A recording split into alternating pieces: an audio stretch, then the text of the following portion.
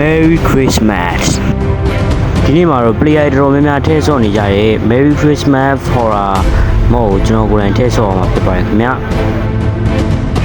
သူရဲ့အတွင်ပြင်ရတော့ brother တို့ကိုတွေ့နေရတဲ့အတိုင်းပဲတော်တော်လေးကြောက်ဖို့ကောင်းပါတယ်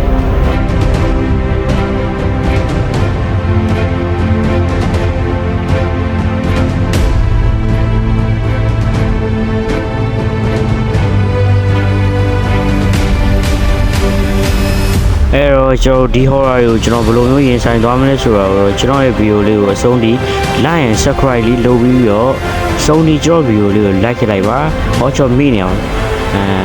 ပင် white Minecraft ကဘာနေအားလုံးကိုပြန်လည်ကြိုဆိုလိုက်ပါတယ်ဒီနေ့ video မှာတော့ကျွန်တော် Merry Christmas horror mode နဲ့ထည့်ဆော့မှာဖြစ်ပါတယ်ခင်ဗျာ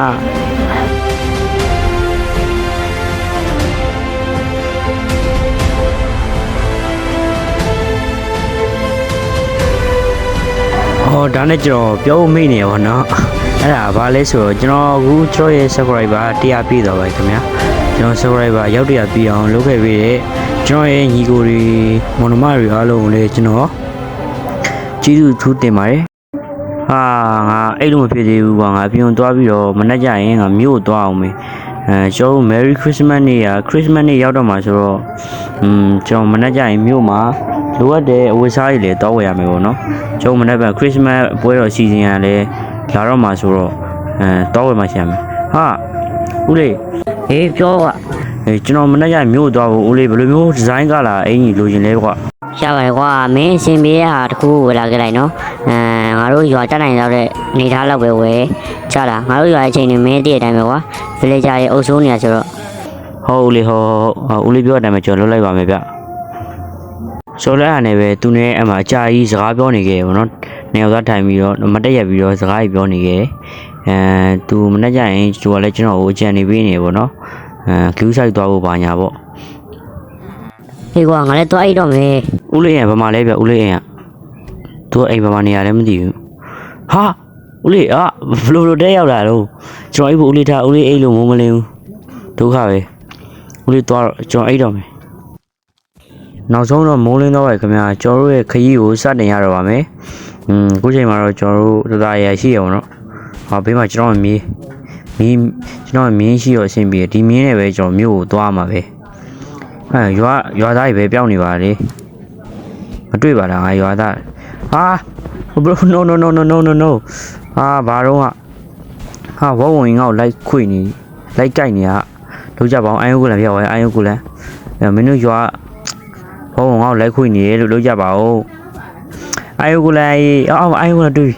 အိုင်ယုတ်ကလည်းဒီမှာကျုပ်လုံနေမှာမဝဝင်ကြောင်ကျုပ်ဒါပြီးလိုက်ကြိုက်နေဒုက္ခပဲတော်ဆိုးနေပြီပေါ့စားရရမရှိဒီအယိုးရတိန်းနာခဲ့တောင်းဆိုရင်တော့ကျွန်တော်တွားရတော့မှလိုက်ရစားနေပြီပေါင်လေးနည်းနည်းစားလိုက်အောင်ပါအမဦးလေးဦးလေးကျွန်တော်တောင်းနေတွားရမှာဗျအေးတွားရင်ကျူးဆိုင်သွားအောင်နော်ငါလည်းမင်းကိုပြောနေတယ်ဒါပဲရှိရေကွာအောင်းကလည်းတော်မတက်နိုင်ဘူးဟေးဘာဖြစ်တာလဲဟောငါ့မှာတမျိုးတက်တာမင်းနေလို့ရကိစ္စမရှိဘူးအေးပါကွာတမျိုးတက်တာမင်းရလို့ရှင်းမဖြစ်ရလေအဲ့ဒါကျွန်တော်သွားရမယ်ဟိုင်းကျွန်တော်မျိုးကိုချိန်မီရောက်ဖို့လိုတယ်ရင်တော့ကျိုးရင်ပြရမှာဘာလဲဘယ်လိုတော့ရပြီလာရေးအောင်ခီးဆက်ကြစို့sorry မပြေးနဲ့မင်းကno sorry ဘယ်သွားတော့ရပြီ okay ဘိုင်ကျွန်တော်ရွာလူအားလုံးနှုတ်ဆက်ခဲ့ပါရဲ့ဗျ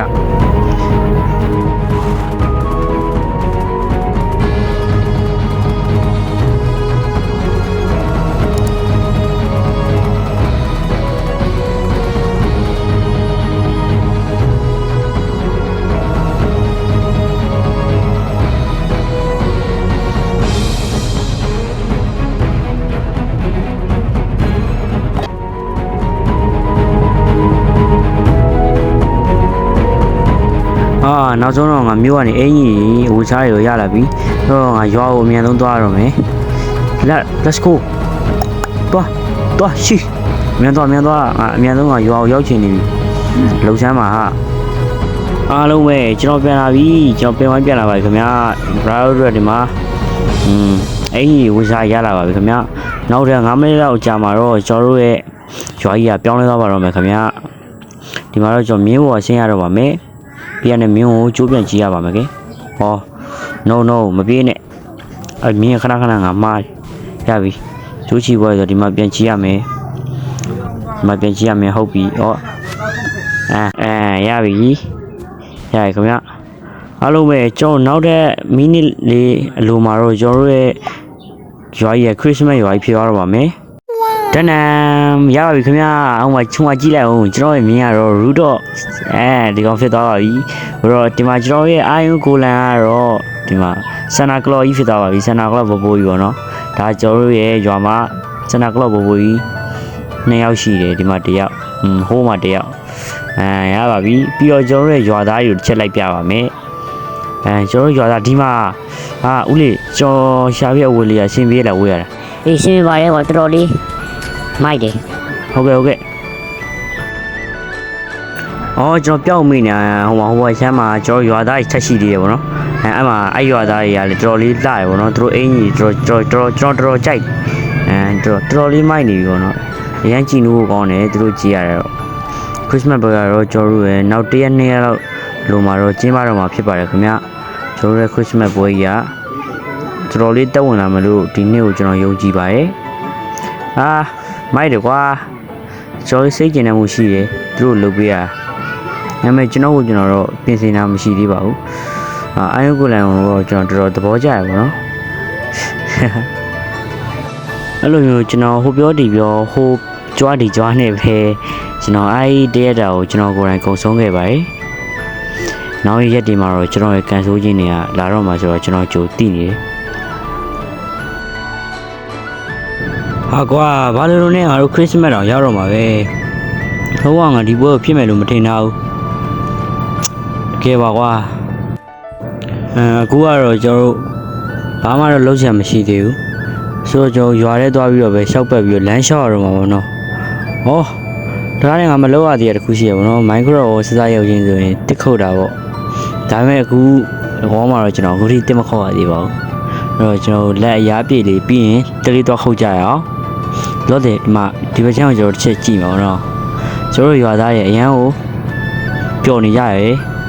သူ့အင်ကြီးထူးဆန်းတာလေးဝယ်ပြီးတော့ဟောကွာအခုမှပဲငါ့ရဲ့ဘဝမှန်ကိုပြန်ရောက်တော့တယ်တင်မခုတ်တာတော့တော်တော်ကြာနေပြီပဲမိုင်းခရက်ရောက်မောရဲရောက်ရင်တော့သူ့ရဲ့ physics ကတော့တစ်ခုတ်ရပါဘူးနော်အဲ့တစ်ကမှတစ်စင်အားလုံးကောင်းတယ်ပေါ်ရတာဒါပေမဲ့ငါဒီကောင်ကိုမေးနေခဲ့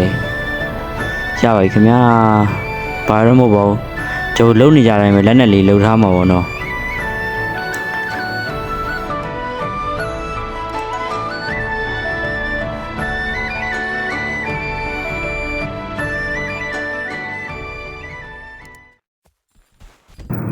လှုပ်ရှားရှိရတယ်လှုပ်ပွားကြီး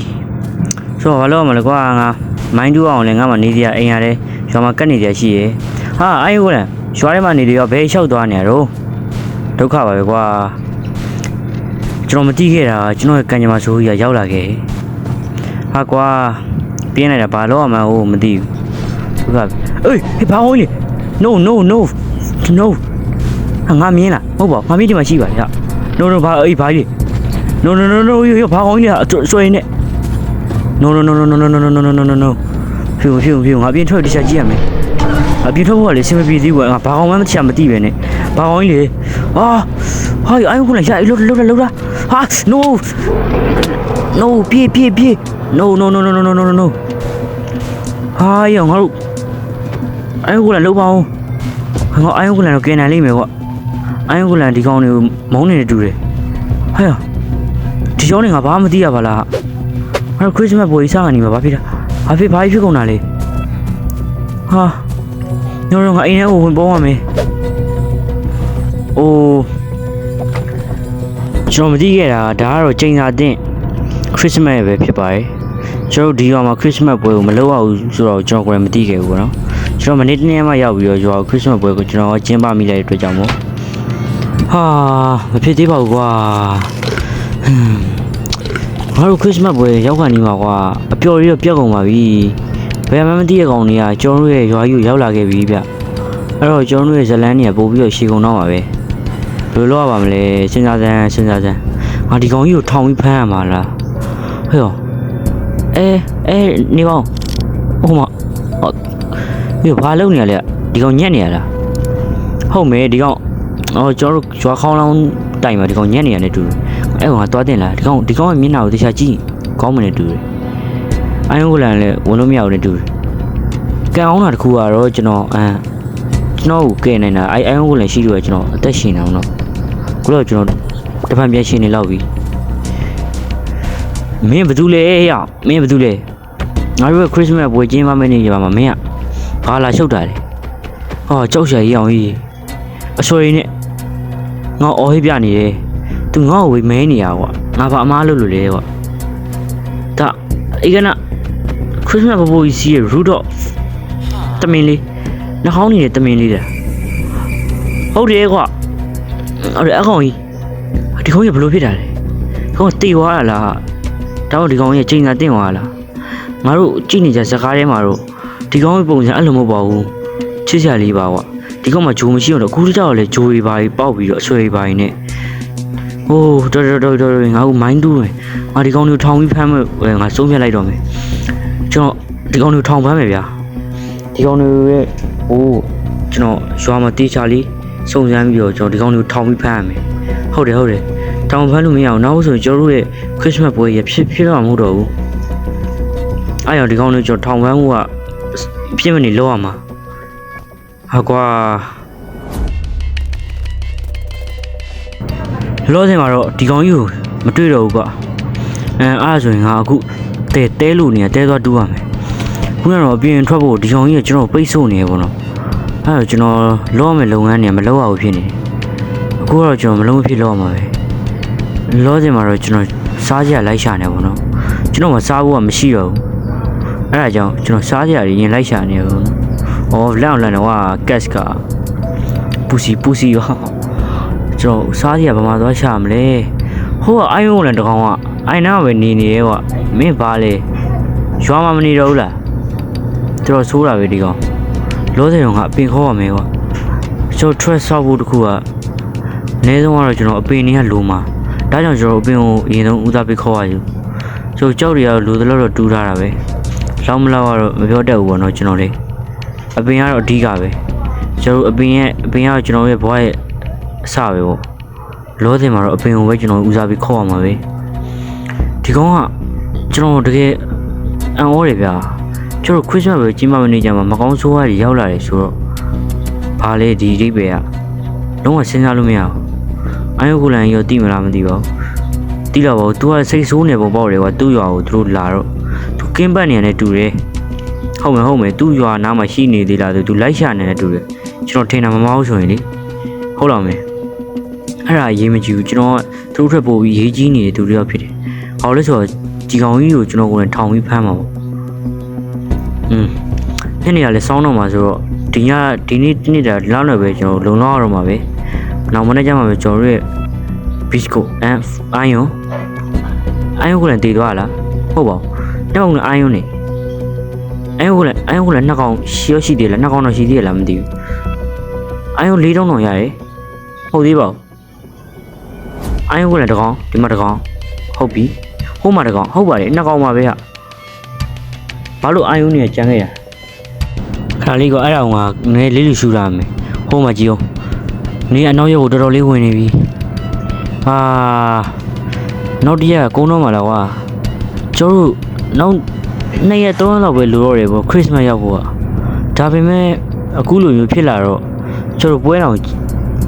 ဖြစ်ပါမလားတော့မသိတော့ဘူးဟာကွာမိုးကလည်းချုပ်နေပြီကျွန်တော်မသိတာနောက်ထပ်ကျွန်တော်မှမိတ်ဆွေတယောက်ထက်လာအောင်မယ်ဆိုတော့မသိပါဘူးသူကတော့ညဧည့်သည်တယောက်ပဲဖြစ်ပါတယ်လောဆယ်ကငါကြိုးစရာရှိတာကြိုးချက်စရာရှိတာချက်တော့မယ်အချိန်တော့တန်နေပြီနော်ဒီမှာကျခိုးရီလုံးမဲ့အတွက်ကြောင့်မို့ကျွန်တော်ခိုးရီကိုအရင်ဆုံးမိုင်းပြီးတော့မိုင်းလို့မခိုးမတွေ့တော့ကျွန်တော်မကြောက်နေတစ်သားနဲ့ပဲခိုးလောက်ရတယ်ပေါ့နော်ဟာ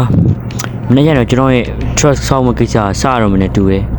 မိုးကလည်းတော်တော်လေးကိုချုပ်နေပြီတော်လေးကိုမှအဲ့တော့ဟဲ့ဘာကြီး no ငါတွေ့ရတယ်ခုန root of မိတ်ဆာလားဟမ်မို့သေးပါဘူးလက်ကြီး no ဒါပါအောင်လေno ငါမသိဘူးမင်းငါမသိဘူးဟေးအောင်မင်းဘာလုပ်လဲ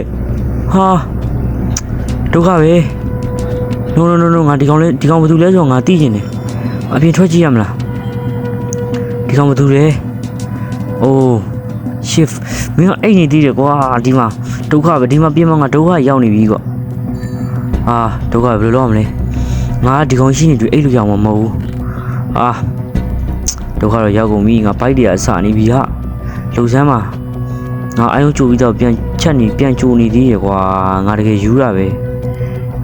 ဟာငါဒီလောက်နဲ့ဒီကောင်သွားပြီးရင်ဆိုင်လို့ရမယ်လို့ငါမထင်သေးဘူးဆိုတော့ငါအိတ်လို့ရမလားမသိဘူးငါအိတ်ကြည့်ရမှာပဲတောင်းလို့ကြရင်တော့ထားစမ်းပါဟာမင်းထားစမ်းပါဟာ yes အိတ်လို့ရတယ်မိုးလင်းလားမသိဘူး yes မင်းမိုးလင်းဟာ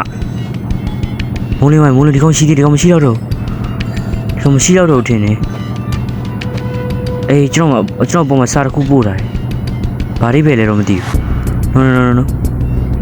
no ဒီပုံမှာရှိတယ်လို့ပြောဒီကထွက်ပြေးရမှာပဲ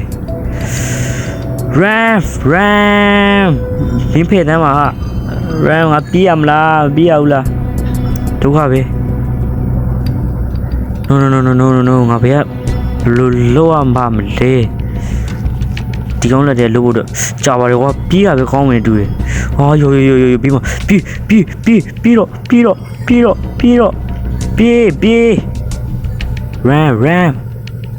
ram ပြေးနောက်လိုက်လာပြီပြေးလာပြီလိုက်လာပြီဒီကောင်းလိုက်လာပြီငါတက်မရှင်းတော့ဘူးတော့ပြီးကြောသေးပြီ bro ကြောသေးပြီ ကျွန်တော်သေးပြီ no ငါတေးလို့မရသေးဘူးငါဒီကောင်တွေကိုဖမ်းရမယ်အဲ့ဒီအချိန်မှာပဲ तू နှင်းနေကြတာပြီးတော့ तू ကိုယ်တိုင်ပျောက်သွားပြီလို့ကျွန်တော်ထင်နေခဲ့တာပေါ့နော်ဒါပေမဲ့ तू ကမပျောက်သေးပါဘူးအဲ့နားမှာပဲ तू ရှိနေသေးတယ်ကျွန်တော်သူ့ရဲ့ပုံစံကိုတည်တည်ချာလေးသိကျင်နေဆိုပြီးကျွန်တော်အနားကိုဖြည်းဖြည်းချင်းတိုးပြီးတော့ကျွန်တော်သွားဖို့ဆုံးဖြတ်လိုက်ပါတယ်ဒါပေမဲ့နင်းနေအရန်ကြနေပေါ့နော်ဒါပေမဲ့ကျွန်တော်အရေးဆုံးပြီးတော့ထပ်ပြီးတော့ကျွန်တော်သွားပြီးကြည့်လိုက်ပါသေးတယ်ကျွန်တော်ဟိုမှာသူ့တွေ့လိုက်ရတယ်ဒီမှာကြည့်ပါဦးကြောရှိသူလာနေပြီပြီးတော့ bro ပြီးတော့သူလာနေပြီပြီးတော့ no run ပြေးသူလာနေပြီကျွန်တော်တဲဝင်ပြေးရမယ် no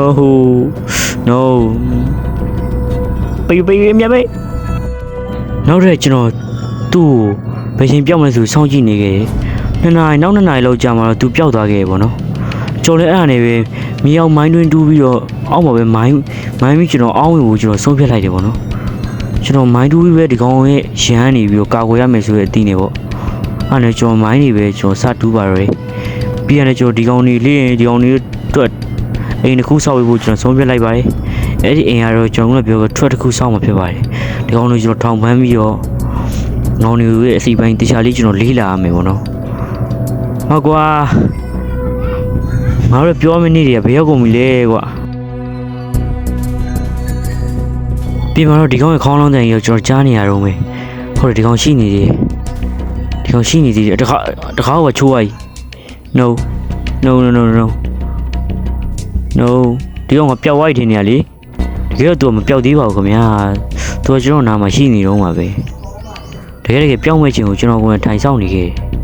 တယ်ဒါပေမဲ့ဒီကောင်မပျောက်သေးဘူးနော်နောက်ဆုံးမှာတော့ဒီကောင်ကြီးပျောက်သွားခဲ့ပါပြီဒီကောင်ပျောက်သွားတဲ့တပြိုင်နက်တည်းကျွန်တော်ရဲ့လုပ်ငန်းနဲ့ကျွန်တော်လည်းစတင်ပြီးလုပ်ပါတော့ခင်ဗျာ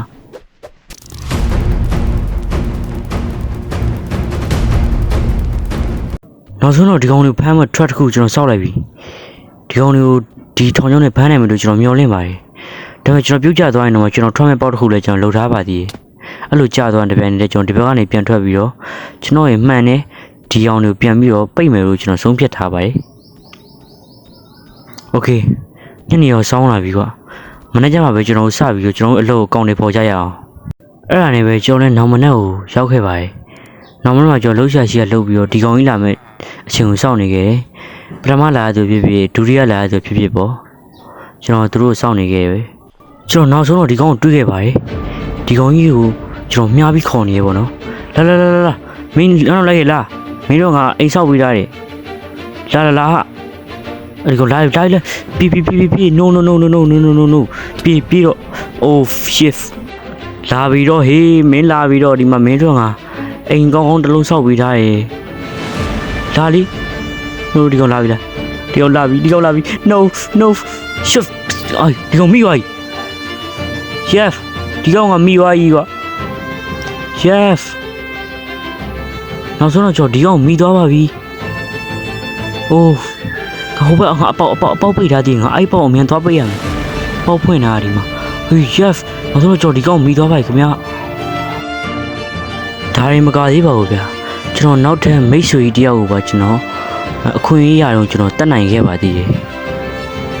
လာပြီးတော့မင်းအမှညက်နေတော့မင်းကတတ်ပြမယ်ရော့ဒီကောင်ကခုတ်လိုက်ရတယ်ရော့အမမင်းအိမ်နဲ့ညက်နေတော့မင်းကတတ်မယ်